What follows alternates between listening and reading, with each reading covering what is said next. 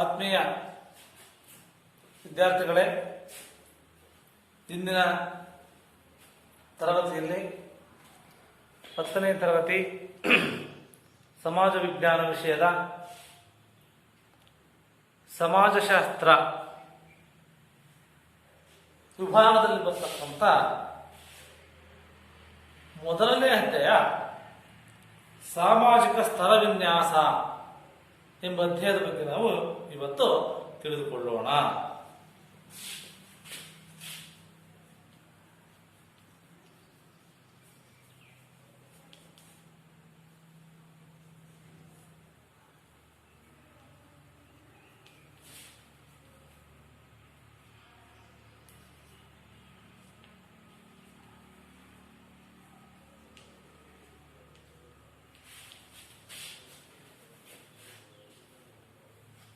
ಈ ಸಾಮಾಜಿಕ ಸ್ತರ ವಿನ್ಯಾಸದಲ್ಲಿ ನಾವು ಸಾಮಾಜಿಕ ಅಸಮಾನತೆಯನ್ನು ಕಾಣ್ತೀವಿ.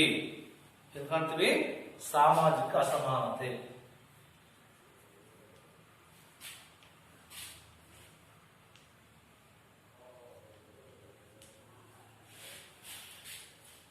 ಏನ್ ಸಾಮಾಜಿಕ ಅಸಮಾನತೆ?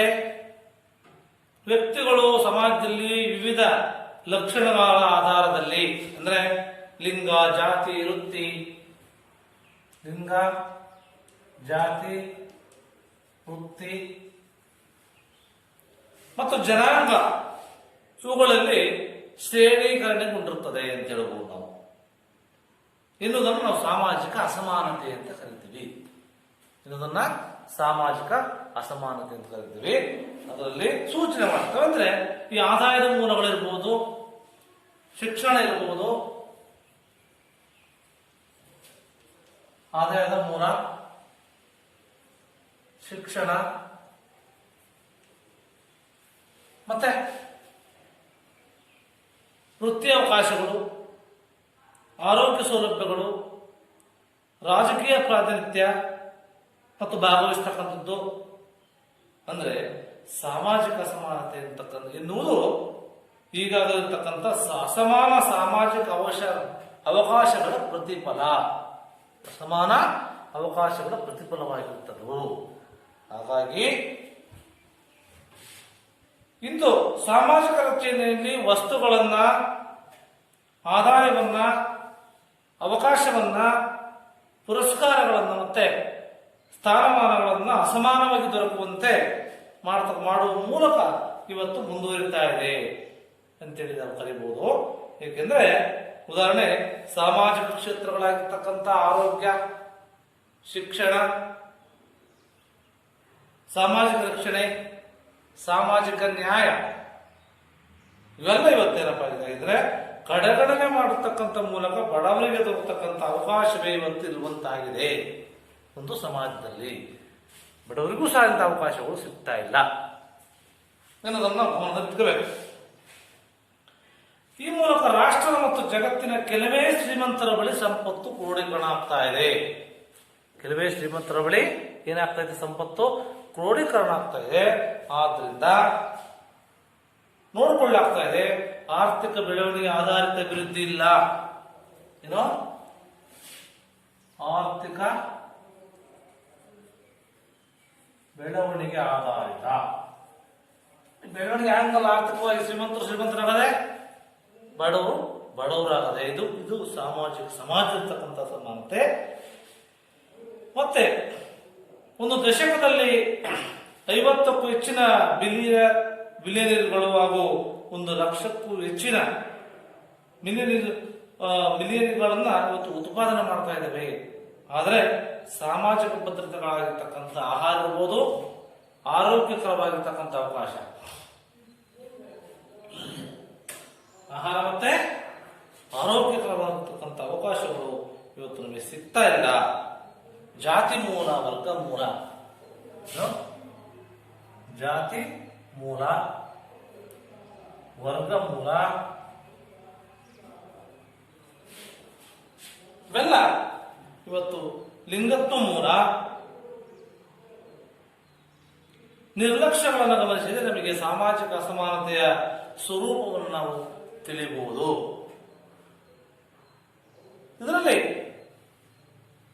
ಸಾಮಾಜಿಕ ಸಮಾನತೆಯಲ್ಲಿ ಶಿಕ್ಷಣ ಮತ್ತು ಅಸಮಾನತೆ. ಏನು? ಶಿಕ್ಷಣ ಮತ್ತು ಅಸಮಾನತೆ.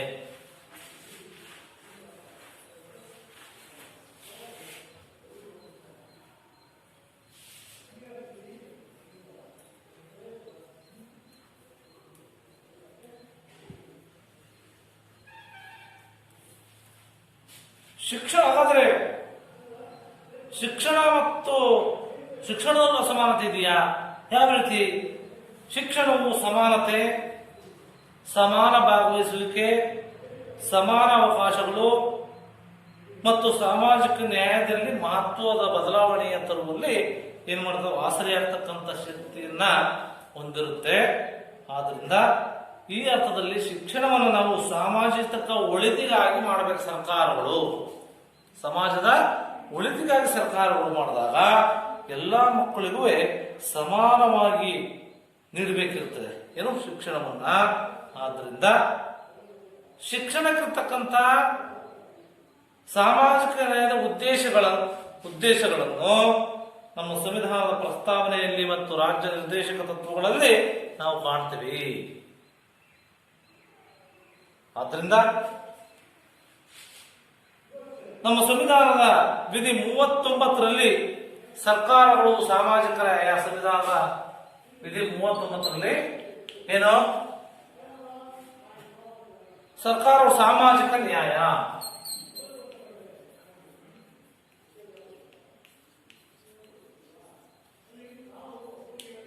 ಸಾಮಾಜಿಕ ನ್ಯಾಯ,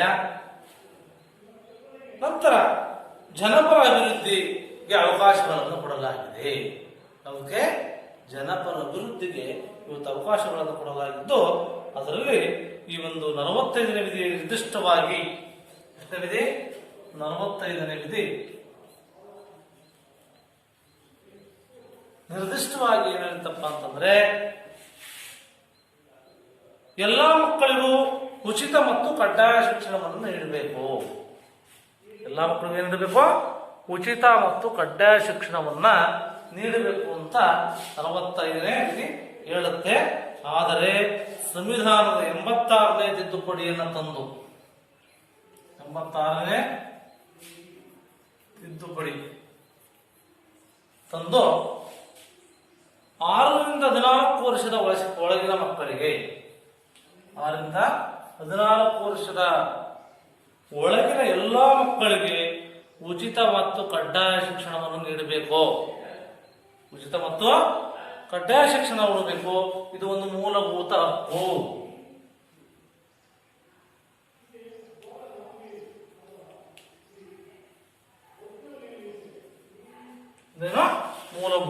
ಮೂಲಭೂತ ಹಕ್ಕು ಎಂದು ಸಂವಿಧಾನದ ವಿಧಿ 21ರಲ್ಲಿ ಹೇಳಿದೆ. ಶಿಕ್ಷಣ ಒಂದು ಮೂಲಭೂತ ಹಕ್ಕು. ಶಿಕ್ಷಣ ಒಂದು ಮೂಲಭೂತ ಹಕ್ಕು. ಈ ಸಂವಿಧಾನದ 45ನೇ ವಿಧಿ ಹೇಳುತ್ತೆ, 45ನೇ ವಿಧಿ 6 ವರ್ಷದ ಒಳಗಿನ ಎಲ್ಲ ಮಕ್ಕಳ ಶೈಶವಾವಸ್ಥೆ ರಕ್ಷಣೆ ಮಾಡಬೇಕು.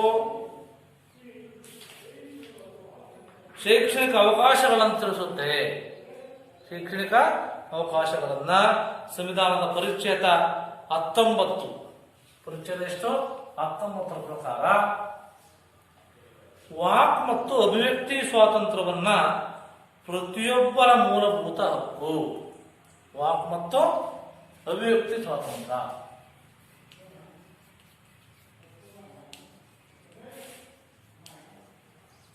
ಪ್ರತಿ ಸ್ವಾತಂತ್ರ್ಯವನ್ನ ನಾವೆಲ್ಲಿ ಕೊಟ್ಟಿದ್ದೀವಿ? 45ನೇ ವಿಧಿಯಲ್ಲಿ 19ನೇ ಪರಿಚ್ಛೇದದಲ್ಲಿ ಅದನ್ನ ಕಲ್ಪಿಸಿದ್ವಿ. ಅದೇ ರೀತಿ ಅವಕಾಶ ವಂಚಿತ ಮತ್ತು ಅಲ್ಪಸಂಖ್ಯಾತರ ಶೈಕ್ಷಣಿಕ ಹಿತವನ್ನ ಕಾಯ್ತಕ್ಕಂಥದ್ದು ನಮ್ಮ ಸಂವಿಧಾನಾತ್ಮಕ ಕರ್ತವ್ಯ.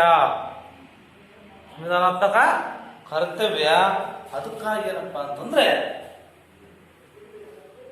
ಈ ಹಿನ್ನೆಲೆಯಲ್ಲಿ 29ನೇ ವಿಧಿ, ವಿಧಿ ಸಂವಿಧಾನದ 29ನೇ ವಿಧಿ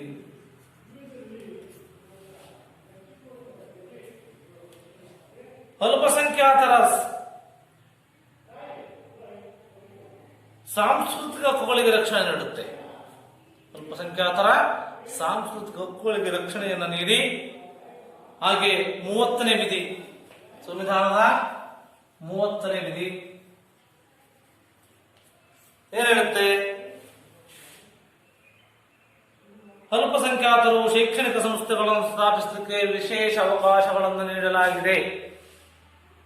ಶೈಕ್ಷಣಿಕ ಸಂಸ್ಥೆಯನ್ನ ಅಲ್ಪಸಂಖ್ಯಾತರು ಮಾಡಬಹುದು ತೆರಲಿಕ್ಕೆ ಆ ಒಂದು ನಮ್ಮ ಸಂವಿಧಾನದಲ್ಲಿ ಅವಕಾಶವನ್ನ ಕೊಡಲಾಗಿದ್ದು, ಅದೇ ರೀತಿಯಾಗಿ 46ನೇ ವಿಧಿ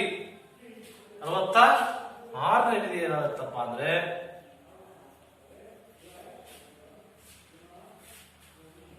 ಸರ್ಕಾರಗಳು ಹಿಂದುಳಿದ ಜನರ, ಅದರಲ್ಲೂ ಪರಿಶಿಷ್ಟ ಜಾತಿ ಮತ್ತು ಪಂಗಡಗಳ ಶೈಕ್ಷಣಿಕ ಆಸಕ್ತಿಗಳಿಗೆ ಏನ್ ಮಾಡಬೇಕು? ಬೆಂಬಲವನ್ನು ನೀಡಬೇಕು, ಅವರು ಅಭಿವೃದ್ಧಿಪಡಿಸಬೇಕು. ಅದು ಸರ್ಕಾರಗಳ ಜವಾಬ್ದಾರಿ ಅಂತ ಹೇಳ್ತೀವಿ. ಮೊದಲದಾಗಿ ಅದರ ಜೊತೆಗೆ ಯಾವುದೋ ಪ್ರಮುಖ ಕರ್ತವ್ಯ ಅಂದ್ರೆ ಪರಿಶಿಷ್ಟ ಜಾತಿ ಮತ್ತು ಪರಿಶಿಷ್ಟ ಪಂಗಡ, SC and ST ಇವರ ಹಿತವನ್ನ ಕಾಪಾಡ್ತಕ್ಕಂಥದ್ದು, ಇವರು ಅಭಿವೃದ್ಧಿ ಮಾಡ್ತಕ್ಕಂಥ ಕೆಲಸವನ್ನ ಸರ್ಕಾರದ ಜವಾಬ್ದಾರಿ ಅಂತೇಳಿ ಭಾರತದ ಸಂವಿಧಾನ ಹೇಳುತ್ತೆ. ನಂತರ ಸರ್ವೋಚ್ಚ ನ್ಯಾಯಾಲಯ ಸಂವಿಧಾನದ ವಿಧಿ ಹೇಳಿದ್ರೆ ನಿಮಗೆ ಯಾವುದು? 21 ಸಂವಿಧಾನದ ವಿಧಿ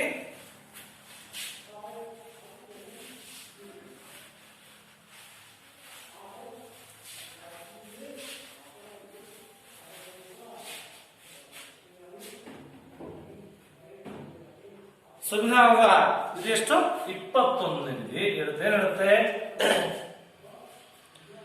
ಜೀವಿಸುವ ಹಕ್ಕನ್ನ ಶಿಕ್ಷಣ ನೆಲೆಯಲ್ಲಿ ಅರ್ಥೈಸಿದ್ದು.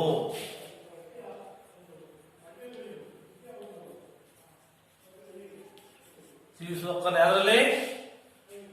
ಶಿಕ್ಷಣದ ನೆಲೆಯಲ್ಲಿ ಅರ್ಥೈಸಿದ್ದು ಅತ್ಯಂತ ಮಹತ್ವದ್ದಾಗಿದೆ. ಯಾಕಪ್ಪ ಅಂದ್ರೆ ನಮ್ಮ ಸರ್ವೋಚ್ಚ ನ್ಯಾಯಾಲಯ ಶಾಲಾ ಶಿಕ್ಷಣವನ್ನ ಮೂಲಭೂತ ಹಕ್ಕು ಅಂತ ಘೋಷಣೆ ಮಾಡಿದೆ. ಎಂತ? ಶಾಲಾ ಶಿಕ್ಷಣವನ್ನ ಮೂಲಭೂತ ಹಕ್ಕು.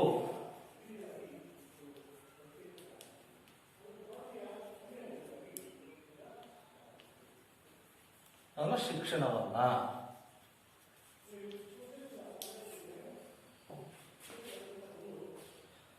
ಹಾಗಾದ್ರೆ ಈ ಮೂಲಕ ಎಲ್ಲಾ ಪ್ರಯತ್ನಗಳಿಗೆ ಒಂದು ಹೊಸ ತಿರುವನ್ನ ನೀಡಿತು. ಈ ಮೂಲಕ ಶಿಕ್ಷಣ ವಂಚಿತ ಮಕ್ಕಳ ಬದುಕಿನಲ್ಲಿ ಹೊಸ ಆಶಾಭಾವನೆಯನ್ನು ಮೂಡಿಸಿತು. ಶಿಕ್ಷಣ ಯಾವಾಗ ಮೂಲಭೂತ ಹಕ್ಕು ಅಂತ ಸಂವಿಧಾನ ವಿಧಿ ಹೇಳ್ತು, ಇದರಿಂದ ಏನಾಯ್ತು? ಎಲ್ಲಾ ಪ್ರಯತ್ನಗಳಿಗೆ ಒಂದು ಹೊಸ ತಿರುವನ್ನ ಕೊಡ್ತು. ಈ ಮೂಲಕ ಈ ಒಂದು ಹೊಸ ಆಶಾಕಿರಣ ಯಾರಲ್ಲಿ? ಇವು ಪ್ರತಿಯೊಬ್ಬ ಶಿಕ್ಷಣ ವಂಚಿತ ಮಕ್ಕಳಲ್ಲಿ. ಯಾಕಪ್ಪ ಅಂತಂದ್ರೆ ಮೂಲಭೂತ ಹಕ್ಕು ಮಾಡೋದ್ರಿಂದ ಆ ರೀತಿ ಮೂಡಿಸ್ತು. ಅದಕ್ಕೋಸ್ಕರವಾಗಿ 1993ರಲ್ಲಿ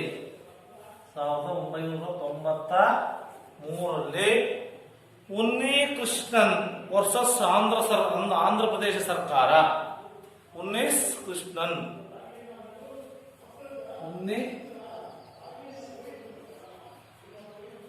ಕೃಷ್ಣನ್ ಮತ್ತು ಆಂಧ್ರ ಪ್ರದೇಶ ಸರ್ಕಾರ ಏನ್ ಮಾಡಿದ ನಡುವೆ ಮೊಕದ್ದಮೆಯನ್ನ ಸಂಬಂಧಿಸಿದಂತಹ ಸುಪ್ರೀಂ ಕೋರ್ಟ್ ಅಲ್ಲಿ ತೀರ್ಪನ್ನು ಕೊಡ್ತು. ಏನಂತ? ಸಂವಿಧಾನದ 21ನೇ ವಿಧಿ ಏನ್ ಹೇಳುತ್ತೆ? 6ರಿಂದ 14 ವರ್ಷದೊಳಗಿನ ಎಲ್ಲಾ ಮಕ್ಕಳಿಗೆ ಉಚಿತ ಮತ್ತು ಕಡ್ಡಾಯ ಶಿಕ್ಷಣ ನೀಡತಕ್ಕಂಥದ್ದು ಮೂಲಭೂತ ಹಕ್ಕು ಅಂತೇಳಿ ಮತ್ತೆ ಒಂದು ತೀರ್ಪನ್ನ ಕೊಡ್ತು. ಈ ತೀರ್ಪಿನಲ್ಲಿ ಅಂಗನವಾಡಿಯಿಂದ ಹಿಡಿದು ಉನ್ನತ ಶಿಕ್ಷಣ ಇರಬಹುದು, ವೃತ್ತಿಪರ ಶಿಕ್ಷಣ ಎಲ್ಲವನ್ನ ಸಮಗ್ರ ಮತ್ತು ಸಂಯುಕ್ತದಿಂದ ದೃಷ್ಟಿಕೋನದಿಂದ ನೋಡಬೇಕು. ಸಮಗ್ರವಾಗಿ ತಗಬೇಕು ಮತ್ತು ಸಂಯುಕ್ತವಾಗಿ.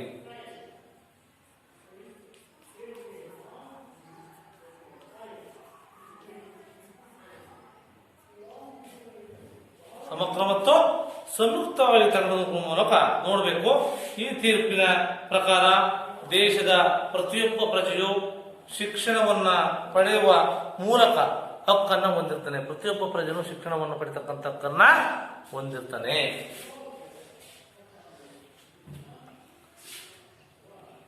ಇದು ದೇಶದ ಇದು ಜೀವಿಸ್ತಕ್ಕಂಥ ಹಕ್ಕಿನ ಭಾಗ.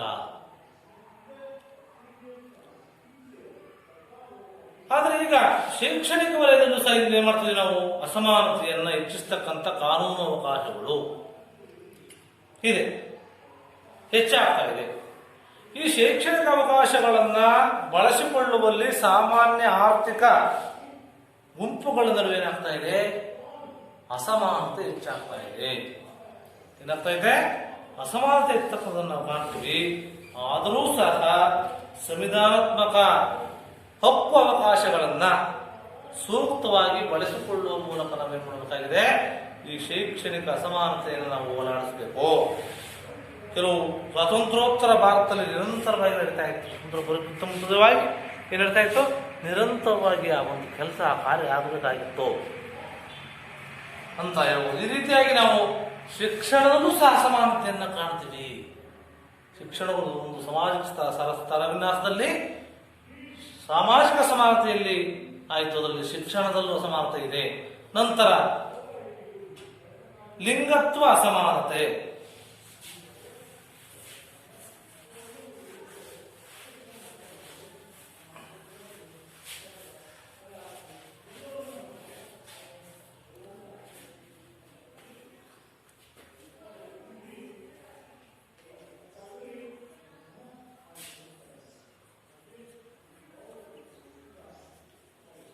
ಲಿಂಗತ್ವ ಅಸಮಾನತೆ.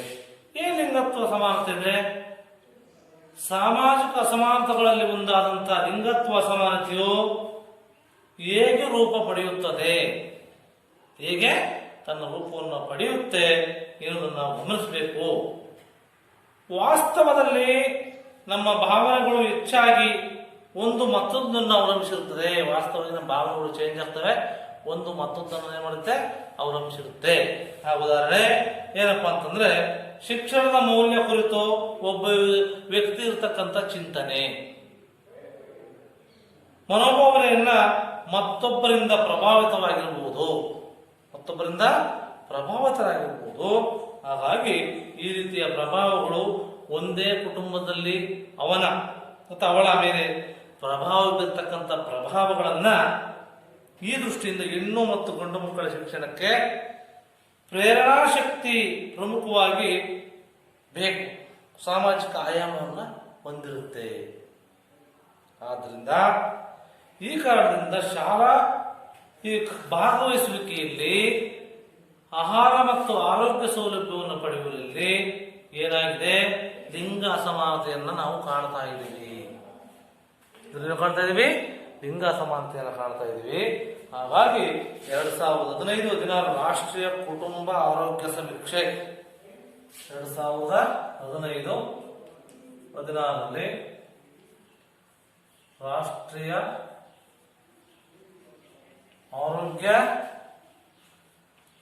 ಕುಟುಂಬ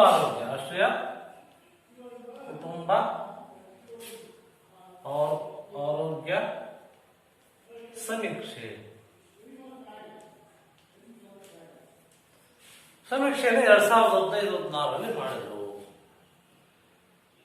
ಅದರ ಪ್ರಕಾರ ಕರ್ನಾಟಕದ ಗ್ರಾಮೀಣ ಪ್ರದೇಶದಲ್ಲಿ 24.3% ಮಹಿಳೆಯರ ಮತ್ತು ನಗರ ಪ್ರದೇಶಗಳ 16.2% ಮಹಿಳೆಯರ ಬಾಡಿ ಮಾಸ್ ಸೂಚಿ BMI ಏನ್ ತಿಳಿಸುತ್ತಪ್ಪ ಅಂದ್ರೆ, ಕನಿಷ್ಠ ಮಟ್ಟಕ್ಕಿಂತಲೂ ಕಡಿಮೆ ತೂಕ ಹೊಂದಿದ್ದಾರೆ.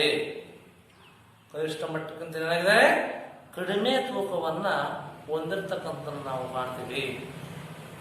6ರಿಂದ 56 ತಿಂಗಳಲ್ಲಿ ಮಕ್ಕಳ 60.9% ಮಕ್ಕಳು 60.9% ಮಕ್ಕಳು ಏನಾಗ್ತಾ ಇದೆ ಅಂತಂದ್ರೆ ರಕ್ತಹೀನತೆಯಿಂದ ಇವತ್ತು ಬಳಕ್ತಾ ಇದ್ದಾವೆ. ಅದರಿಂದ ರಕ್ತಹೀನತೆಯಿಂದ ಬಳಕ್ತಾ ಇದೆ. ಅದ್ರ ಜೊತೆಗೆ ಈ ಒಂದು ಗರ್ಭಿಣಿಯರಲ್ಲಿ 45.2% ಎರಡು, ಈ ಗರ್ಭಿಣಿಯರಲ್ಲೂ ಏನಾಗ್ತಾ ಇದೆ, ಮಹಿಳೆಯರು ರಕ್ತಹೀನತೆಯಿಂದ ಹೊತ್ತು ಬಡ್ತಾ ಇದ್ದಾರೆ. ಇಂತಹ ಪರಿಸ್ಥಿತಿಯಲ್ಲಿ ಮಕ್ಕಳು ಮತ್ತು ಮಹಿಳೆಯರು ಮುದುಕುತ್ತಿರುವಾಗ ಇವರಿಗೆ ಆಹಾರ ಬೇಕು, ಆರೋಗ್ಯ ಬೇಕು, ಪೌಷ್ಟಿಕತೆ ಬೇಕು, ಭದ್ರತೆ ಬೇಕು. ಕಲಿಕೆಗೆ ಶೈಕ್ಷಣಿಕ ಬೆಂಬಲವನ್ನು ನೀಡತಕ್ಕಂಥ ಮೂಲಕ ಅಭಿವೃದ್ಧಿ ಮಹಿಳೆಯರನ್ನು ಒಳಗೊಳ್ಳಬೇಕು. ಅಭಿವೃದ್ಧಿ ಪ್ರಮುಖವಾಗಿ ಏನಾಗಬೇಕು, ಮಹಿಳೆಯರನ್ನು ಒಳಗೊಳ್ಳಬೇಕು. ಈ ರೀತಿಯಾಗಿ ನಾವು ಲಿಂಗ ಅಸಮಾನತೆಯನ್ನ ಸರಿಪಡಿಸಲಿಕ್ಕೆ ಉತ್ತಮವಾಗಿರ್ತಕ್ಕಂಥ ಪ್ರಯತ್ನವನ್ನು ಮಾಡಿದ್ರೆ ಅನುಕೂಲ ಆಗುತ್ತೆ ಅಂತಕ್ಕಂಥ ಮಾತನ್ನು ನಾವು ಇಲ್ಲಿ ಹೇಳಬಹುದು. ಈ ರೀತಿಯಾಗಿ ಏನಪ್ಪಾ ಅಂದ್ರೆ ಲಿಂಗದಲ್ಲೂ ಸಹ ಅಸಮಾನತೆಯನ್ನು ನಾವು ಕಾಣ್ತೇವೆ. ನಂತರ ಒಂದು ಸಾಮಾಜಿಕ ಸ್ತರ ವಿನ್ಯಾಸ. ಸಮಾಜದಲ್ಲಿ ಸಮಾಜ ಅಸಮಾನತೆ ಇದೆ, ಶಿಕ್ಷಣ ಅಸಮಾನತೆ ಇದೆ.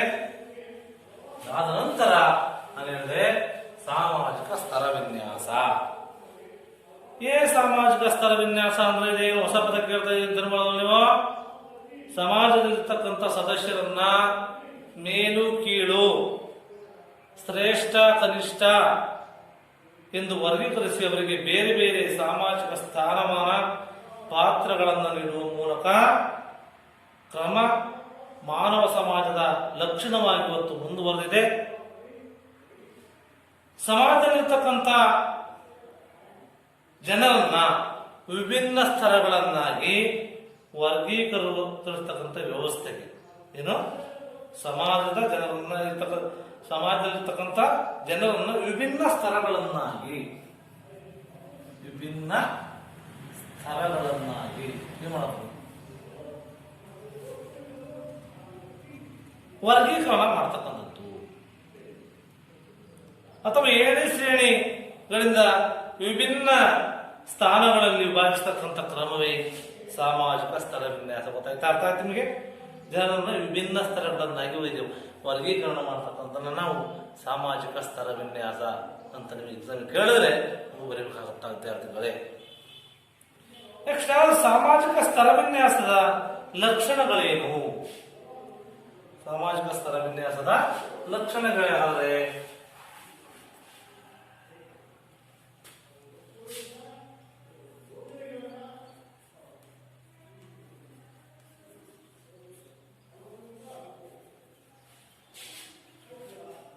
ಸಾಮಾಜಿಕ ಸ್ತರ ವಿನ್ಯಾಸ ಸಾಮಾಜಿಕವಾದದ್ದು. ಏನಾಗಿದೆ? ಸಾಮಾಜಿಕವಾದದ್ದು. ಯಾವ ರೀತಿ ಸಾಮಾಜಿಕವಾಗಿದೆ? ಸ್ತರ ವಿನ್ಯಾಸಗಳನ್ನ ವ್ಯಕ್ತಿಗಳ ದೈಹಿಕ ಗುಣವನ್ನಾಧರಿಸಿ ನಿರ್ಧರಿಸದೆ ಸಾಮಾಜಿಕ ಮಾನ್ಯತೆ ಪ್ರಾಮುಖ್ಯತೆ ಆಧಾರದಲ್ಲಿ ನಿರ್ಧಾರ ಮಾಡಬೇಕಾಗುತ್ತೆ. ಉದಾಹರಣೆ, ವ್ಯಕ್ತಿಯು ದೈಹಿಕವಾಗಿ ಎತ್ತರವಾಗಿದ್ದಾನೆ, ಸುಂದರವಾಗಿದ್ದಾನೆ, ಬಲಿಷ್ಠನಾಗಿದ್ದಾನೆ ಅನ್ನೋ ಮಾತ್ರಕ್ಕೆ ಸಾಮಾಜಿಕ ಸ್ಥಾನವನ್ನು ನಿಗದಿ ಮಾಡಬಾರದು, ಆಗಬಾರದು. ಅದೇನಪ್ಪಾ ಅಂದ್ರೆ ಅವನ ಶಿಕ್ಷಣ, ಬುದ್ಧಿವಂತಿಕೆ, ಆದಾಯ, ತನ್ನಲ್ಲಿರ್ತಕ್ಕಂಥ ವೃತ್ತಿ ಕೌಶಲ್ಯ, ಇನ್ನು ಮುಂತಾದ ಅಂಶಗಳ ಆಧಾರದ ಮೇಲೆ ನಾವು ನಿರ್ಧಾರ ಮಾಡಬೇಕು. ಆದ್ರಿಂದ ಸಾಮಾಜಿಕ ಸ್ತರ ವಿನ್ಯಾಸ ಸಾಮಾಜಿಕವಾದದ್ದು ಅಂತ ನಾವು ತಿಳಿಬಹುದು. ನಂತರ ಸಾಮಾಜಿಕ ಸ್ತರ ವಿನ್ಯಾಸ ಸರ್ವವ್ಯಾಪಕವಾದದ್ದು.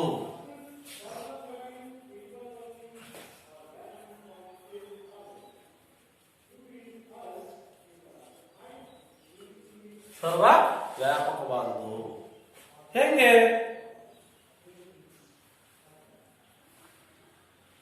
ಸಾಮಾಜಿಕ ಸ್ತರ ವ್ಯವಸ್ಥೆ ವಿಶ್ವವ್ಯಾಪಿಯಾಗಿದೆ. ಮಾನವ ಸಮಾಜ ಎಲ್ಲೆಲ್ಲಿದೆ ಶ್ರಮ ವಿಭಜನೆ, ವೃತ್ತಿ, ಆದಾಯ, ಇನ್ನು ಮುಂತಾದ ಸಾಮಾಜಿಕ ಅಂಶಗಳ ಆಧಾರದಲ್ಲಿ ನೋಡಬೇಕಾದ್ರೆ ನಾವು ಸಾಮಾಜಿಕ ಸ್ತರ ವಿನ್ಯಾಸದ ಎಲ್ಲ ಮಾನವ ಸಮಾಜದಲ್ಲಿ ನಾವೇನು ಮಾಡ್ತೀವಿ, ಕಾಣ್ತೇವೆ. ನೆಕ್ಸ್ಟ್ ಸಾಮಾಜಿಕ ಸ್ತರ ವಿನ್ಯಾಸ ಪುರಾತನವಾದದ್ದು, ಪುರಾತನ ಕಾಲದಲ್ಲೂ ಇದೆ.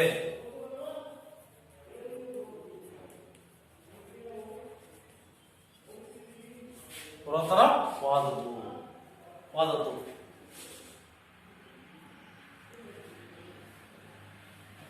ಮಾನವ ಸಾಮಾಜಿಕ ಜೀವನ ಕ್ರಮವನ್ನ ಆರಂಭಿಸಿದಾಗಿನಿಂದಲೂ ಸಹ ಸಾಮಾಜಿಕ ಸ್ತರ ವಿನ್ಯಾಸ ಇದೆ. ಹಲವಾರು ಜೀವನ ಪದ್ಧತಿಯಿಂದ ಹಿಡಿದು ಇಂದಿನ ಸಾಮಾಜಿಕ ಜೀವನದವರೆಗೂ ಸಾಮಾಜಿಕ ಸ್ತರ ವಿನ್ಯಾಸ ವಿವಿಧ ರೂಪದಲ್ಲಿರ್ತಕ್ಕಂಥದ್ದನ್ನು ನಾವು ಕಾಣ್ತೇವೆ.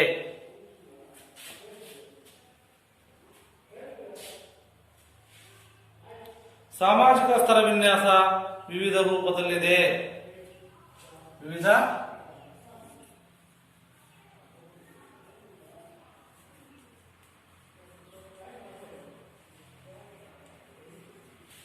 ರೂಪದಲ್ಲಿದೆ. ಯಾವ ರೂಪವೇ ಸಾಮಾಜಿಕ ಸ್ತರ ವಿನ್ಯಾಸ? ಎಲ್ಲಾ ಸಮಾಜದಲ್ಲಿ ಒಂದೇ ರೀತಿಯ ಹೆಸರಿನಲ್ಲಿ ಬೇರೆ ಬೇರೆ ರೂಪದಲ್ಲಿ ಅಸ್ತಿತ್ವದಲ್ಲಿದೆ. ಒಂದೇ ಹೆಸರು ಆದ್ರೆ ಬೇರೆ ಬೇರೆ ರೂಪದಲ್ಲಿದೆ ನಾವು ಹೇಳಿದ್ವಿ ಅಲ್ವಾ? ಹಾಗಾಗಿ ಈ ಒಂದು ಪ್ರಾಚೀನ ರೋಮ್ ಫ್ರಟೇಷಿಯನ್ನರು, ಪ್ರಾಚೀನ ರೋಮ್ನ ಫ್ರಟೇಷಿಯನ್ನರು ಪ್ಲೆಬಿಯನ್ನ ನಡುವೆ ವ್ಯತ್ಯಾಸಗಳಿವೆ. ಭಾರತದಲ್ಲಿ ಕರ್ಮ ಸಿದ್ಧಾಂತದ ಆಧಾರದಲ್ಲಿ ಏನ್ ಮಾಡ್ತೀವಿ? ಬ್ರಾಹ್ಮಣ, ಕ್ಷತ್ರಿಯ, ವೈಶ್ಯ, ಶೂದ್ರ ಎಂತಕ್ಕಂಥ 4 ಸಾಮಾಜಿಕ ವಿಂಗಡಣೆಗಳನ್ನು ನಾವು ಕಾಣ್ತೇವೆ. ಈ ರೀತಿಯಾಗಿ ಸಾಮಾಜಿಕ ಸ್ತರ ವಿನ್ಯಾಸ ಈ ಲಕ್ಷಣಗಳನ್ನ ಹೊಂದಿದೆ. ಯಾವ ಲಕ್ಷಣಗಳು? ಸಾಮಾಜಿಕವಾದದ್ದು, ಸಾಮಾಜಿಕ ಸ್ತರ ವಿನ್ಯಾಸ ಸರ್ವವ್ಯಾಪಕವಾದದ್ದು, ಪುರಾತನವಾದದ್ದು, ವಿವಿಧ ರೂಪದಲ್ಲಿರ್ತಕ್ಕಂಥದ್ದನ್ನ ನಾವು ಕಾಣ್ತೇವೆ. ಹಾಗಾದ್ರೆ ಮುಂದೆ ಸಾಮಾಜಿಕ ಸ್ತರ ವಿನ್ಯಾಸದ ಪ್ರಮುಖ ರೂಪಗಳ್ಯಾವುವು ಅಂತ. ಸಾಮಾಜಿಕ ಸ್ತರ ವಿನ್ಯಾಸದ ಪ್ರಮುಖ ರೂಪಗಳು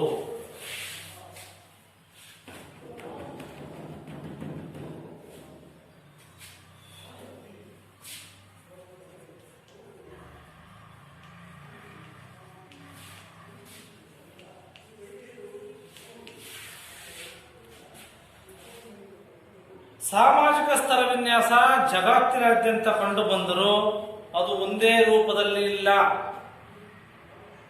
ಮತ್ತೆ ಯಾವ ರೀತಿ ಇದೆ ಹಾಗಾದ್ರೆ ಅಂತಂದ್ರೆ ಹಲವು ಭಿನ್ನತೆಯಿಂದ ಕೂಡಿದೆ. ಇವತ್ತು ಪ್ರಾಚೀನ ಕಾಲದಿಂದ ಹಿಡಿದು ಡಿಜಿಟಲ್ ಸಮಾಜದವರೆಗೂ ಏನ್ ಮಾಡ್ತಾ ಇದ್ದೀವಿ ನಾವು? ಸಾಮಾಜಿಕ ಸ್ತರ ವಿನ್ಯಾಸದಲ್ಲಿರ್ತಕ್ಕಂಥ ಪ್ರಮುಖ ರೂಪಗಳನ್ನು ನಾವು ಏನು ಮಾಡಬೇಕಾಗಿದೆ? ಇವತ್ತು ತಿಳಿದುಕೊಳ್ಳಬೇಕಾಗಿದೆ. ಅವುಗಳಲ್ಲಿ ಪ್ರಮುಖ ರೂಪಗಳಪ್ಪ ಅಂದ್ರೆ ಸಾಮಾಜಿಕ ಸ್ತರ ವಿನ್ಯಾಸದ ಪ್ರಮುಖ ರೂಪಗಳಲ್ಲಿ ಪ್ರಮುಖವಾಗತಕ್ಕಂಥವು ಆದಿವಾಸಿ ಸಮಾಜ.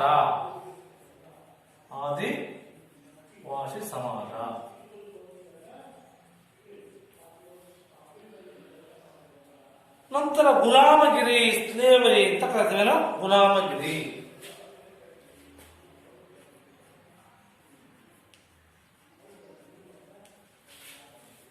ಕೆಲವು ದೇಶದಲ್ಲಿ ಗುಲಾಮಗಿರಿ ಪದ್ಧತಿಯನ್ನು ಕಾಣ್ತೀವಿ. ಮತ್ತು ಎಸ್ಟೇಟ್ ಪದ್ಧತಿ,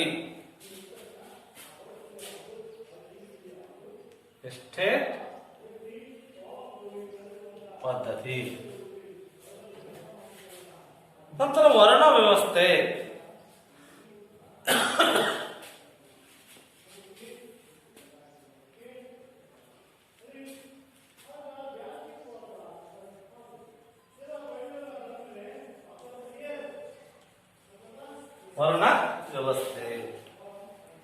ಮತ್ತೆ ಜಾತಿ ವ್ಯವಸ್ಥೆ.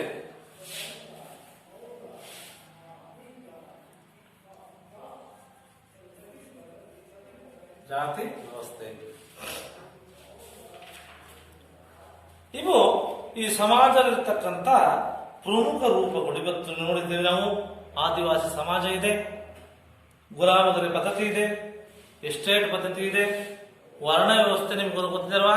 ಬ್ರಾಹ್ಮಣ, ಕ್ಷತ್ರಿಯ, ವೈಶ್ಯ, ಶೂದ್ರ ವರ್ಣಗಳಿವೆ. ಇವತ್ತು ನಮ್ಮ ದೇಶದಲ್ಲಿ ಪ್ರಮುಖವಾಗಿ ಏನಪ್ಪಾ ಅಂದ್ರೆ ಜಾತಿ ವ್ಯವಸ್ಥೆನೂ ಸಹ ನಾವು ಇರ್ತಕ್ಕಂಥದ್ದನ್ನ ಇವತ್ತು ನಾವು ಕಾಣ್ತೇವೆ. ನಂತರ ಅಸ್ಪೃಶ್ಯತೆ ಅಸ್ಪೃಶ್ಯತೆ ಒಂದು ಸಾಮಾಜಿಕ ಪಿಡುಗು. ಅಸ್ಪೃಶ್ಯತೆ ಒಂದೇನು ಸಾಮಾಜಿಕ ಪಿಡುಗು. ಹೆಂಗೆ ಅಂತ ವಿದ್ಯಾರ್ಥಿಗಳು ಕೇಳ್ತಾರೆ, ಎಕ್ಸಾಮ್ಗೆ ಅಂತ ಕೇಳ್ತಾರೆ. ಅಸ್ಪೃಶ್ಯತೆ ಒಂದು ಸಾಮಾಜಿಕ ಪಿಡುಗು ಅಂತ ಕೇಳ್ತಾರೆ.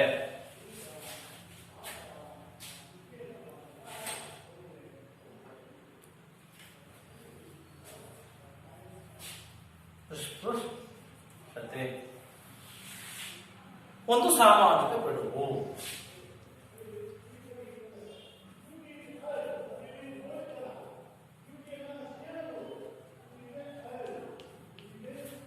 ಯಾವ ರೀತಿ? ಭಾರತದಲ್ಲಿ ಮೊದಲು ವರ್ಣ ವ್ಯವಸ್ಥೆ ರೂಢಿಯಲ್ಲಿತ್ತು.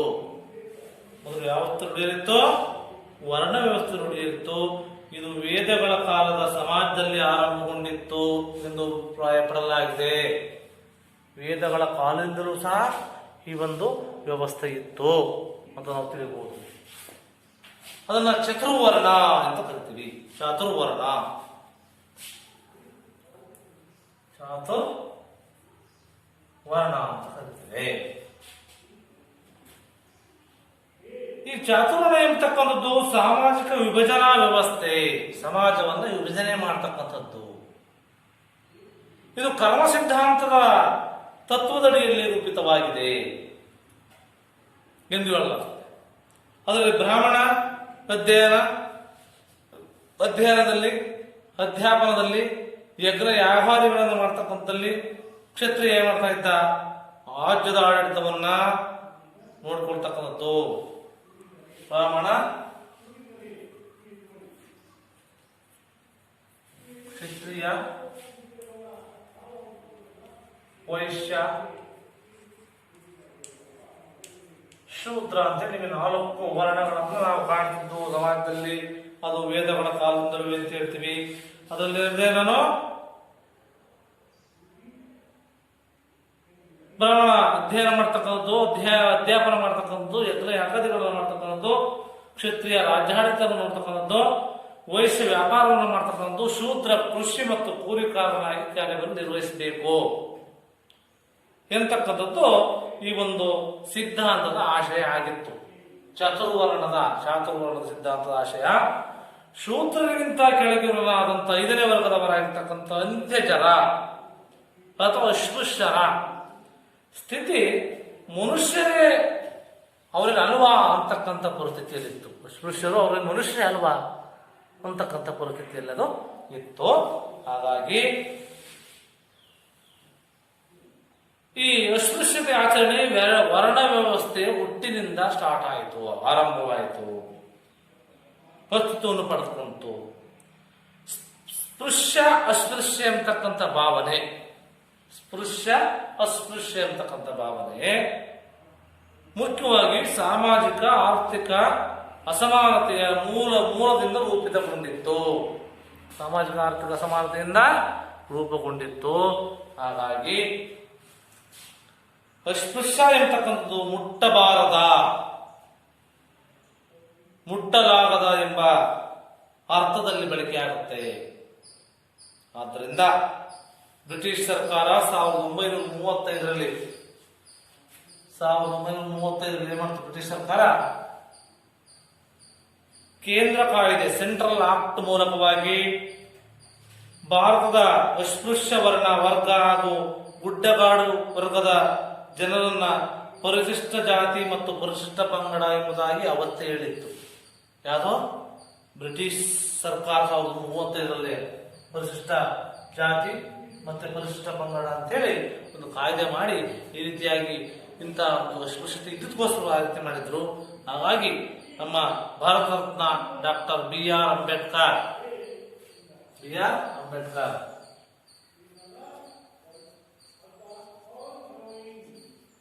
ಏಮಂದ್ರು? ಹೊರಗಿನಿಂದ ಬಂದವರು ಊರಿನಿಂದ ಹೊರಗಡೆ ನೆಲೆಸಿದರು ಅಥವಾ ಊರ ಒಳಗಡೆ ಇದ್ದವರನ್ನ ಕಾರಣಾಂತರದಿಂದ ಊರಿನ ಹೊರಕ್ಕೆ ತಳ್ಳಲಾಯಿತೋ ಎಂಬುದನ್ನು ವಿಶ್ಲೇಷಣೆ ಮಾಡಿದ್ರೆ ಅಸ್ಪೃಶ್ಯತೆಯ ಉಗಮ, ಅಸ್ಪೃಶ್ಯರು ಯಾರೊಂದು ಅರ್ಥವಾಗುತ್ತೆ ಅಂತ ಅಂಬೇಡ್ಕರ್ ಅವರು ತಿಳಿಸ್ತಾರೆ. ಹಾಗಾಗಿ ಮಹಾತ್ಮ ಗಾಂಧೀಜಿಯವರ ಪ್ರಕಾರ ಅಸ್ಪೃಶ್ಯತೆ ಜಾತಿ ಅತ್ಯಂತ ತಿರಸ್ಕಾರವಾದ ಅಭಿವ್ಯಕ್ತಿ ಅದನ್ನು ತಿರಸ್ಕಾರ ಮಾಡತಕ್ಕಂಥದ್ದು ಅಂತೇಳಿ ಮಹಾತ್ಮ ಗಾಂಧಿ ಹೇಳಿದ್ರು. ಇದು ಹಿಂದೂ ಸಮಾಜದ ಶರೀರವನ್ನು ಒಂದು ಕುಷ್ಠ ರೋಗದ ಹುಣ್ಣಿನಂತೆ ಪೀಡಿಸುತ್ತೆ ಎಂತ ಮಾತಲ್ವ ಮಹಾತ್ಮ ಗಾಂಧೀಜಿಯವರು ಹೇಳಿದ್ದು. ಹಿಂದೂ ಸಮಾಜ ಶರೀರವನ್ನ ಒಂದು ಕುಷ್ಠ ರೋಗದ ಹುಣ್ಣಿನಂತೆ ಪೀಡಿಸುತ್ತೆ. ಅಸ್ಪೃಶ್ಯತೆ ನಿವಾರಣೆಗೆ ಅಂಬೇಡ್ಕರ್ ಅವರು ನಡೆದಂತಹ ಹೋರಾಟಗಳು ಇವತ್ತು ನಾವು ನೆನೆಬೇಕಾಗುತ್ತೆ ಇವತ್ತು. ನಂತರ ಈ ಒಂದು ಅಸ್ಪೃಶ್ಯತೆಯ ಸಮಸ್ಯೆಗಳು ಏನಾಗಿತ್ತು ಅಂದರೆ, ಅಸ್ಪೃಶ್ಯತೆಯಲ್ಲಿ ಬರ್ತಕ್ಕಂಥ ಸಮಸ್ಯೆಗಳು ಯಾವಾಗಿತ್ತು? ಅಸ್ಪೃಶ್ಯತೆಯ ಸಮಸ್ಯೆಗಳು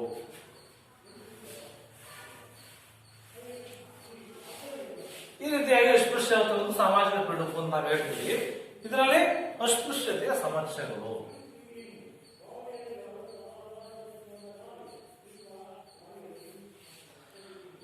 ಈ ಸಾಮಾಜಿಕ ವ್ಯವಸ್ಥೆಯಲ್ಲಿ ಅತ್ಯಂತ ಕೆಳಮಟ್ಟದ ಸ್ಥಾನ ಇತ್ತು. ಏನಿತ್ತು ಅವರಿಗೆ? ಕೆಳಮಟ್ಟದ ಸ್ಥಾನ.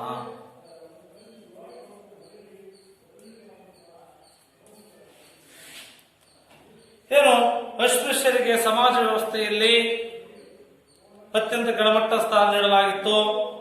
ಮನುಸ್ಮೃತಿ ಪ್ರಕಾರ ಚಂಡಾಳರನ್ನು ಮುಟ್ಟಬಾರದು, ಹೊತ್ತು ಒಲವು ಪ್ರಾಯಶ್ಚಿತ್ತ ಪಡಬೇಕಾಗಿ ಅವನು ವ್ಯಾಘ್ರಪ್ರಾದ ಸ್ಮೃತಿ ಹೇಳುವಂತೆ ಹಸುವಿನ ಬಾಲದ ಉದ್ದಕ್ಕಿಂತ ಕಡಿಮೆ ಅಂತರದಲ್ಲಿ ಅಂತ್ಯಜನರನ್ನ ಭೇಟಿಯಾದರೆ ಆ ಒಂದು ಸವರ್ಣೀಯರ ಸ್ನಾನ ಮಾಡಿ ಮೊಯ್ಲಿಗೆಯನ್ನು ಹೋಗಲಾಡಿಸಬೇಕಾಗಿತ್ತು. ಅಂತ ಅವರ ಕೀಳು ಪರಿಸ್ಥಿತಿ ಇತ್ತು. ಮಲಬಾರಿನಲ್ಲಿ ತಾವೇ ತಯಾರಿಸಿದ ಚಪ್ಪಲಿಗಳನ್ನ ಅಂತ್ಯಜನರು ಧರಿಸುವಂತಿರಲಿಲ್ಲ. ಅವರು ತಯಾರಿಸಿದ ಚಪ್ಪಲಿಯನ್ನ ಅವರೇ ಧರಿಸಲಿರುವಂತೆ ಸವರ್ಣೀಯರ ಕೆರೆ, ಕೊಳೆ, ಕೊಳ, ಬಾವೆ, ಕಟ್ಟೆ, ಸ್ಮಶಾನವನ್ನು ಸಹ ಬಳಸುವಂತಿರಲಿರುವಂತವರು.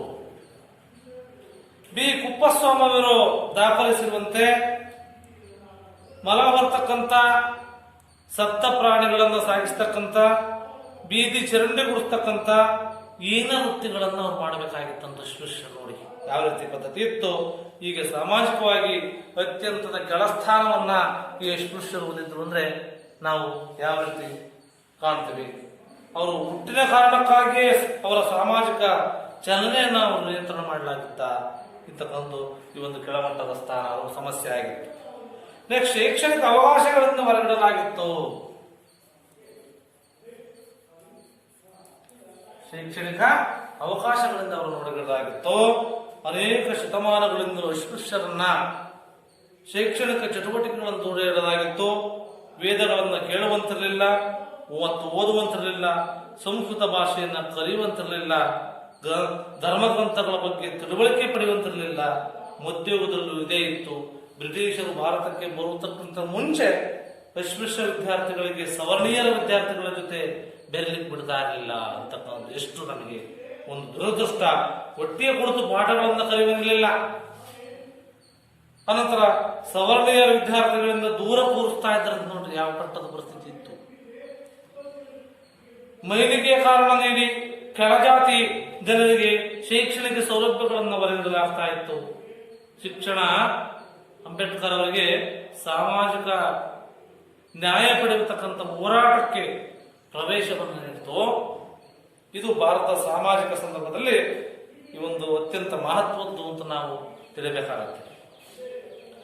ಪ್ರಜಾಪ್ರಭುತ್ವದಲ್ಲಿ ಜನರು ತಮಗೆ ಸಂಬಂಧಿಸಿದ ತೀರ್ಮಾನಗಳನ್ನು ತೆಗೆದುಕೊಳ್ತಕ್ಕಂಥ ಪ್ರಕ್ರಿಯೆಗಳಲ್ಲಿ, ಚರ್ಚೆಗಳಲ್ಲಿ ಭಾಗವಹಿಸತಕ್ಕಂಥ ಸಾಮರ್ಥ್ಯ ಪ್ರತಿಯೊಬ್ಬರಿಗೂ ಇರಬೇಕು. ಮತ್ತೊಂದು ಕಡೆ ತರ್ಕಸಮ್ಮತವಾಗಿ ವಿಚಾರ ಮಾಡತಕ್ಕಂಥ ಸಾಮರ್ಥ್ಯವನ್ನು ಪ್ರತಿಯೊಬ್ಬರು ಹೊಂದಲೇಬೇಕು. ಇದು ಸಾಧ್ಯವಾಗದು, ಇದು ಶಿಕ್ಷಣದ ಮೂಲಕ ಮಾತ್ರ ಅಂತೇಳಿ. ಆದ್ದರಿಂದ ಅಂಬೇಡ್ಕರ್ ಶಿಕ್ಷಣದ ಮಹತ್ವವನ್ನು ಮನೆಗಾಣಿಸ್ತಕ್ಕಂಥ ಹೋರಾಟಕ್ಕೆ ಅವರೇನ್ ಮಾಡ್ತಾರಪ್ಪ ಅಂದ್ರೆ ಅಂಬೇಡ್ಕರ್ ಅವರು ಆದ್ಯತೆಯನ್ನ ನೀಡಿದ್ರು.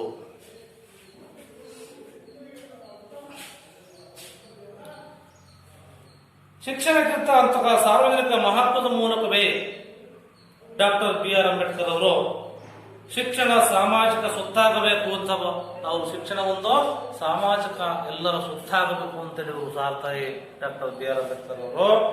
ನಂತರ ಈ ರೀತಿಯಾಗಿ ಕೆಲವು ಕ್ರಾಂತಿಕಾರಿ ಚಿಂತನೆಗಳಿಂದ ಡಾಕ್ಟರ್ BR ಅಂಬೇಡ್ಕರ್ ಅವರು ಸಂವಿಧಾನ ಕರಡು ಸಮಿತಿ ಕರಡು ರಚನೆಯಲ್ಲಿ ನಿರ್ಣಾಯಕವಾಗಿರ್ತಕ್ಕಂಥ ಮತ್ತು ಮಹತ್ವವಾದಂಥ ಪಾತ್ರವನ್ನು ನಿರ್ವಹಿಸಿ ಅವ್ರು ಏನ್ ಮಾಡ್ತಾರಪ್ಪ ಅಂದ್ರೆ ಭಾರತ ಸಂವಿಧಾನ ಶಿಲ್ಪಿ ಇರ್ತಕ್ಕಂಥ ಕೀರ್ತಿಗೆ ಭಜನರಾಗ್ತಾರೆ ಅಂತಕ್ಕಂಥ ನಾವು ತಿಳಿಬಹುದು. ಯಾರು? ಡಾಕ್ಟರ್ BR ಅಂಬೇಡ್ಕರ್ ಅವರು. ನೆಕ್ಸ್ಟ್, ಆಸ್ತಿ ಹಕ್ಕಿನ ಒಡೆತನದ ಹಕ್ಕಿನ ನಿರಾಕರಣೆ ಆಗಿತ್ತು. ಅಸ್ಪೃಶ್ಯರಿಗೆ ಆಸ್ತಿ ಹಕ್ಕಿನ ಒಡೆತನದ ಹಕ್ಕಿನ ನಿರಾಕರಣೆ ಆಗಿತ್ತು. ಯಾವ ರೀತಿ ಆಗಿತ್ತು? ಸಾಂಪ್ರದಾಯಿಕವಾಗಿ ಅಸ್ಪೃಶ್ಯರು ಪ್ರಮುಖ ಆರ್ಥಿಕ ಚಟುವಟಿಕೆಗಳನ್ನ ಮತ್ತು ಆಸ್ತಿ ಒಡೆತನದ ಹಕ್ಕನ್ನ ಹೊಂದದೆ ಮೇಲು ಜಾತಿಗಳ ಸೇವೆಯನ್ನ ಮಾಡಬೇಕಾಗಿತ್ತು. ಮೇಲು ಜಾತಿಗಳ ಸೇವೆಯನ್ನು ಮಾಡಬೇಕಾಗಿತ್ತು. ಇವರು ಸ್ವಯಂ ಆಸ್ತಿಯ ಭೂಮಿಯನ್ನು ಹೊಂದಿರದಂತೆ ಧರ್ಮ ಗ್ರಂಥಗಳನ್ನು ಉಲ್ಲೇಖಿಸಿ ಅಸ್ಪೃಶ್ಯರಿಗೆ ಆಸ್ತಿ ಹಕ್ಕನ್ನು ನಿರಾಕರಣೆ ಮಾಡಿದ್ದು ಎಷ್ಟು ದುರದೃಷ್ಟಕರ. ಇದು ಮಾನವ ಜೀವ ವಿರೋಧಿ ಅಥವಾ ಮಾನವ ಹಕ್ಕುಗಳ ಉಲ್ಲಂಘನೆ. ಇದು ಮಾನವ ಹಕ್ಕುಗಳನ್ನ ನಾವು ಉಲ್ಲಂಘನೆ ಮಾಡದಂತೆ ಅಂತಕ್ಕಂಥಾಗಿತ್ತು. ನಂತರ ರಾಜಕೀಯ ಭಾಗವಹಿಸಿಗೂ ನಿರಾಕರಣೆ. ರಾಜಕೀಯದಲ್ಲೂ ಅವರು ಭಾಗವಹಿಸಂಗಿಲ್ಲ. ಆ ರೀತಿಯಾಗಿರ್ತಕ್ಕಂಥ ಪರಿಸ್ಥಿತಿ ಇತ್ತು. ಸಾಂಪ್ರದಾಯಿಕ ಆಡಳಿತ ವ್ಯವಸ್ಥೆಯಲ್ಲಿ ಅಸ್ಪೃಶ್ಯರಿಗೆ ಪ್ರವೇಶ ಇರಲಿಲ್ಲ. ಬ್ರಿಟಿಷರ ಕಾಲದಲ್ಲಿ ಅಸ್ಪೃಶ್ಯರಿಗೆ ಕೆಲವು ಮಟ್ಟಿಗೆ ರಾಜಕೀಯವಾದಂಥ ಹಕ್ಕುಗಳು ದೊರೆತಿದ್ವು. ಡಾಕ್ಟರ್ BR ಅಂಬೇಡ್ಕರ್ ಅವರ ಹೋರಾಟದ ಪರವಾಗಿ ಅಸ್ಪೃಶ್ಯರಿಗೆ ರಾಜಕೀಯ ಕ್ಷೇತ್ರದಲ್ಲಿ ಆಡಳಿತ ಅವಕಾಶಗಳು ದೊರೆತು ಸ್ವತಂತ್ರೋತ್ತರ ಮುಖ್ಯವಾಗಿ ಅಸ್ಪೃಶ್ಯ ಸಮುದಾಯಗಳನ್ನ ಒಳಗೊಂಡಿರ್ತಕ್ಕಂಥ ಪರಿಶಿಷ್ಟ ಜಾತಿ, ಪರಿಶಿಷ್ಟ ಪಂಗಡ ಚುನಾವಣಾ ಕ್ಷೇತ್ರಗಳ ಮೀಸಲಾತಿಯನ್ನು ಜಾರಿಗೆ ತರಲಾಯಿತು. ಅಸ್ಪೃಶ್ಯರಿರ್ತಕ್ಕಂಥ ಸಾಮಾಜಿಕ ಪಿಡುಗನ್ನು ಹೋಗಲಾಡಿಸಿದ ಸಲುವಾಗಿ ಇಂಡಿಯಾದ ಸಂವಿಧಾನ ವಿಶ್ವದಲ್ಲಿ ವಿಶಿಷ್ಟವಾಗಿರ್ತಕ್ಕಂಥ ನ್ಯಾಯ, ಸಮಾನತೆಯನ್ನು ನೀಡತಕ್ಕಂಥ ನಿಟ್ಟಿನಲ್ಲಿ ಬದ್ಧತೆಯ ವಾಗ್ದಾನವನ್ನು ಮಾಡಿತು. ಎಲ್ಲ ಜನರು ಘನತೆಯಿಂದ, ಗೌರವದಿಂದ, ಸ್ವಾತಂತ್ರ್ಯ, ಸಮಾನತೆ, ಸಾಮಾಜಿಕ ಅವಕಾಶಗಳನ್ನು ಪಡೆಯತಕ್ಕಂಥದ್ದು, ಅವುಗಳನ್ನು ಅವಕಾಶವನ್ನು ಒದಗಿಸತಕ್ಕಂಥ ನಮ್ಮ ಸಂವಿಧಾನದ ಅತ್ಯಂತ ಮಹತ್ವವಾಗಿರ್ತಕ್ಕಂಥದ್ದು. ಈ ಹಿನ್ನೆಲೆಯಲ್ಲಿ ಅಸ್ಪೃಶ್ಯತೆ ನಿವಾರಣೆಗೆ ಕೆಲವು ಕಾನೂನು ಕ್ರಮಗಳನ್ನ ಜಾರಿಗೆ ತರಲಾಯಿತು. ಏನೋ ಒಂದು ಕಾನೂನು ಕ್ರಮಗಳು ಅಂದ್ರೆ ಏನು ಕಾನೂನು ಕ್ರಮಗಳು ಅಂದ್ರೆ ಈ ಅಸ್ಪೃಶ್ಯತೆ ಕಳಂಕವನ್ನ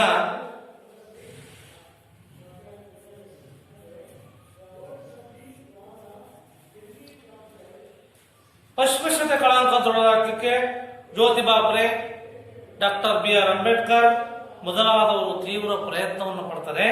ಇಷ್ಟಾದರೂ ಪೂರ್ಣ ಪ್ರಮಾಣದಲ್ಲಿ ಹೋರಾಡಲಿಕ್ಕೆ ಸಾಧ್ಯ ಆಗಲಿಲ್ಲ. ಇದನ್ನು ತಡೆಯಲಿಕ್ಕೆ ಅನೇಕ ಕಾನೂನುಗಳನ್ನು ಜಾರಿಗೆ ತರ್ತಾರೆ. ಸಂವಿಧಾನದ 17ನೇ ವಿಧಿ ಹೇಳುತ್ತೆ ಏನಂತ? 17ನೇ ವಿಧಿ ಅಸ್ಪೃಶ್ಯ ಆಚರಣೆಯನ್ನು ನಿಷೇಧ ಮಾಡಿದೆ. ಸಂವಿಧಾನದ 17ನೇ ವಿಧಿ ಏನಿದೆ? ಅಸ್ಪೃಶ್ಯತೆ ಆಚರಣೆ ನಿಷೇಧ ಮಾಡಿದೆ. ಭಾರತ ಸರ್ಕಾರ ಅಸ್ಪೃಶ್ಯತರ ಅಪರಾಧಗಳ ಕಾಯ್ದೆ 1955 ತಂತು. 1955ರಲ್ಲಿ ಅಸ್ಪೃಶ್ಯತೆ ಅಂತಕ್ಕಂಥ ಅಪರಾಧಗಳ ಕಾಯ್ದೆ ಎಂದು ಜಾರಿಗೊಳಿಸಿ ಇದರಲ್ಲಿ ಕಂಡುಬರ್ತಕ್ಕಂಥ ಕೆಲವು ಲೋಪದೋಷಗಳನ್ನು ತಿದ್ದುಪಡಿ ಮಾಡಿ ಈ ಒಂದು ನಾಗರಿಕ ಹಕ್ಕುಗಳ ಸಂರಕ್ಷಣಾ ಕಾಯ್ದೆ 1976 ನಾಗರಿಕರ ಒಂದು ಸಂರಕ್ಷಣೆ ಮಾಡತಕ್ಕಂಥ ಕಾಯ್ದೆ ತರಬೇಕು. ಈ ಕಾಯ್ದೆಯ ಪ್ರಕಾರ ಅಸ್ಪೃಶ್ಯತೆ ಆಚರಣೆಯು ಶಿಕ್ಷಾರ್ಹ ಅಪರಾಧ ಅಲ್ಲದೆ ಸಂವಿಧಾನಾತ್ಮಕವಾಗಿ ಸಾರ್ವತ್ರಿಕವಾಗಿ ಮತದಾನದ ಮತ್ತು ಸಮಾನತೆ ಹಕ್ಕನ್ನ ದೇಶದ ಎಲ್ಲಾ ನಾಗರಿಕರಿಗೂ ಸಹ ನೀಡಲಾಗಿದೆ. ವಿಶೇಷವಾಗಿ ಪರಿಶಿಷ್ಟರನ್ನೊಳಗೊಂಡಂತೆ ಹಿಂದುಳಿದ ಜಾತಿಯವರಿಗೆ ಶೈಕ್ಷಣಿಕ ಮತ್ತು ಉದ್ಯೋಗಾವಕಾಶಗಳಲ್ಲಿ ಮೀಸಲಾತಿಯನ್ನು ಕೊಡತಕ್ಕಂಥದ್ದು ಕಲ್ಪಿಸಲಾಗಿದೆ. 1989ರ ಶಾಸನ 1989ರ ಶಾಸನ ಏನ್ ಹೇಳುತ್ತಪ್ಪ ಅಂತಂದ್ರೆ ಒಂದು ಅಸ್ಪೃಶ್ಯತೆ ನಿರ್ಮೂಲನೆ ಕುರಿತಂತ ವಿಶೇಷ ಜವಾಬ್ದಾರಿಯನ್ನ ರಾಜ್ಯ ಸರ್ಕಾರಗಳಿಗೆ ವಹಿಸಿದೆ. ಹೀಗೆ ಸ್ವತಂತ್ರ ಭಾರತ ಅಸ್ಪೃಶ್ಯತೆ ನಿವಾರಣೆಗಾಗಿ ವಿಶೇಷ ಆಸಕ್ತಿಯನ್ನ ಎಲ್ಲಾ ನಾಗರಿಕರಿಗೂ ಸಮಾನ ಅವಕಾಶವನ್ನ ನೀಡಿದೆ. ನೀಡುವುದರ ಮೂಲಕವಾಗಿ ಆ ಒಂದು ಅಸ್ಪೃಶ್ಯತೆಯನ್ನ ಇವತ್ತು ತೊಡೆದಾಕಿದೆ ಅಂತಕ್ಕಂಥದ್ದು ನಾವು ಈ ಸಂದರ್ಭದಲ್ಲಿ ನಿಮಗೆ ತಿಳಿಸಬಹುದು ವಿದ್ಯಾರ್ಥಿಗಳು. ಈ ರೀತಿಯಾಗಿ ನಾವು ಸಾಮಾಜಿಕ ಸ್ತರವಿನ್ಯಾಸದಲ್ಲಿ ಸಾಮಾಜಿಕ ಅಸಮಾನತೆ, ಶಿಕ್ಷಣ ಸಮಾನತೆ, ಲಿಂಗತ್ವ ಸಮಾನತೆ, ಸಾಮಾಜಿಕ ಸ್ತರ ವಿನ್ಯಾಸ ಅಂದ್ರೇನು, ಆ ಒಂದು ಲಕ್ಷಣಗಳೇನು, ಆಮೇಲೆ ಅಸ್ಪೃಶ್ಯತೆ ಒಂದು ಸಾಮಾಜಿಕ ಪಿಡುಗು, ಅದಕ್ಕೆ ಸಮಸ್ಯೆಗಳಿದ್ದಾವೆ, ಅದಕ್ಕೆ ಅಸ್ಪೃಶ್ಯತೆ ನಿವಾರಣೆಗೆ ಕೈಗೊಂಡಿರ್ತಕ್ಕಂಥ ಪರಿಹಾರ ಕ್ರಮಗಳ ಬಗ್ಗೆ ವಿದ್ಯಾರ್ಥಿಗಳು ಇದುವರೆಗೆ ತಿಳ್ಕೊಂಡಿದ್ದೀರಿ. ಎಲ್ಲರಿಗೂ ಸಹ ತುಂಬಾ ಧನ್ಯವಾದಗಳು.